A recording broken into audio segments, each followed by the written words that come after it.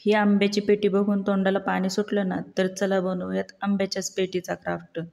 तर आता जवळपास उन्हाळा संपलेला आहे आणि पावसाळा चालू झालेला आहे.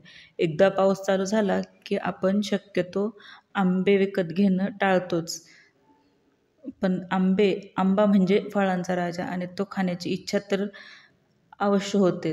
तर याच आंब्याची पेटी तयार करण्यासाठी मी ह्या आईस्क्रीमच्या काड्या घेतलेल्या आहेत आणि त्याचे वरच्या बाजूचे आणि खालच्या बाजूचे जे गोल टोकं असतात ते कट करून घेतलेली आहे. आणि त्याच आईस्क्रीमच्या काड्यांचे काही छोटे छोटे पण पीस तयार केले आहेत आणि काही मोठे पीस आहेत. तर या प्रकारे आपण 3 काड्या अशा एका लाईनीत ठेवून घेणार आहोत. त्यावरती ग्लू लावून ज्या आपण छोट्या छोट्या काड्या कट केलेल्या होत्या त्या मांडून घेणार आहोत, म्हणजे याला आंब्याच्या पेटीचा थोडासा लुक येईल.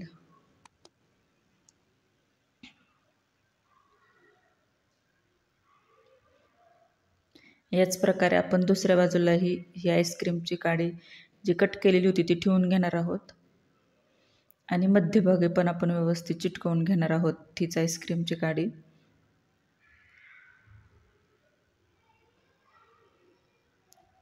तर याला आत्तापासूनच आंब्याच्या पेटीचा लुक यायला लागलेला आहे. तर याच प्रकारे मी साईडनी लावायसाठी 2 आणि खालच्या बाजूने लावायला 1 अशा मोठ्यातल्या 3 आणि छोट्या साईजच्या 2 अशा काड्या अशा जो सेट आहे तो करून घेतलेला आहे.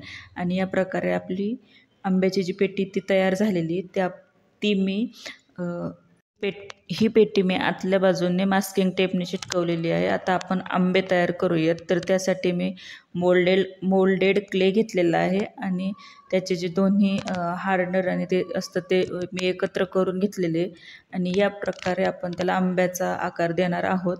तर ते हाताला चिटकू नये म्हणून मी थोडीशी पावडर घेतलेली. तुम्ही पावडर घेऊ शकता किंवा व्हाईट सिमेंट पण घेऊ शकता. तर माझ्याकडे व्हाईट सिमेंट नव्हतं त्यामुळे मी थोडीशी पावडर घेतलेली. तर या प्रकारे आपण आंब्याचा आकार देऊन या मोल्डेड क्लेपासून आपले आंबे तयार करून घेणार आहोत.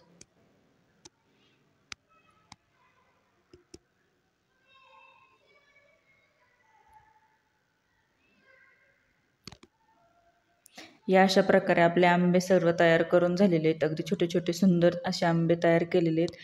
त्यानंतर त्याला आपण ॲक्रेलिकचा ऑरेंज आणि येलो कलर मिक्स करून आंब्याचा एक शेड तयार करणार आहोत. कारण माझ्याकडे येल्लोमध्ये जे शेड असतो तो नव्हता आंब्याला देण्यासाठी.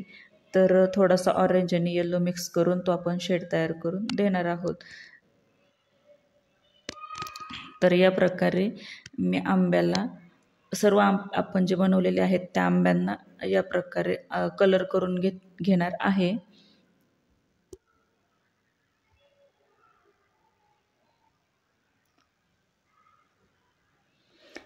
तर हे असे आंबे तयार झालेले आहेत. त्यानंतर या पेटीमध्ये टाकण्यासाठी आपण भुस्सा तयार करणार आहोत. तर त्यासाठी माझ्याकडे जो पिवळ्या कलरचे जे कात्रण असतात जे कट करून राहिलेले असतात त्यापासून आपण हा भुस्सा तयार करणार आहे आणि हे खूप मेहनतीचं काम आहे. तर यासाठी मला या मेहनतीच्या कामात मदत करण्यासाठी आमच्या घरातलं शेंडेफळ जे आहे ते मदत करतंय. ते इतकी मदत करतंय की त्याच्याकडून एक कागदसुद्धा नीटकट होत नाही आहे. तर या प्रकारे आम्ही दोघांनीही हा भुस्सा तयार केलेला आहे. तर हा खूपच ऑरेंज दिसत होता म्हणून याला थोडासा वरून येलो कलरचा शेड देते. थोडासा लाईट ऑरेंज दिसावा म्हणून.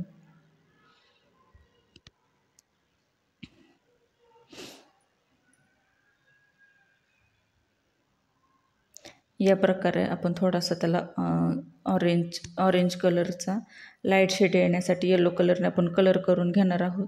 तर ही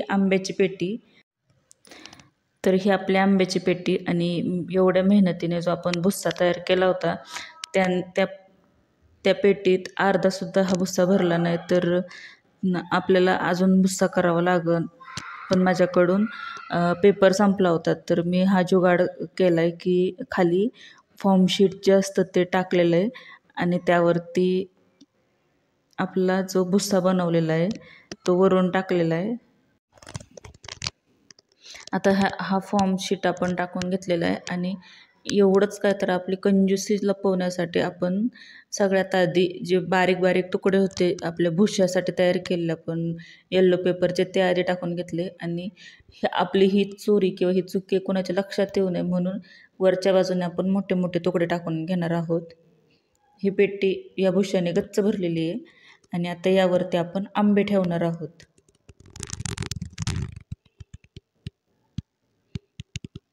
याच्यावरती आपण हे आपले आपण जे आंबे बनवले ते व्यवस्थित लावून घेणार आहोत. तर ही आंब्याची पेटी बघून आमच्या घरातलं जे शेंडी फळ आहे ना त्याला ही आंबे खाण्याचा मोह आवरला नाही, तर त्याने हे आंबे खाण्यासाठी आंबा ह्यातला एक उचलला. तुम्हाला आमच्या घरातल्या या शेंडे फळाने केलेली आंब्याच्या पेटीसाठी मेहनत आवडली असेल तर व्हिडिओला लाईक करा, शेअर करा आणि सबस्क्राईब करा आणि कमेंट करून नक्की सांगा.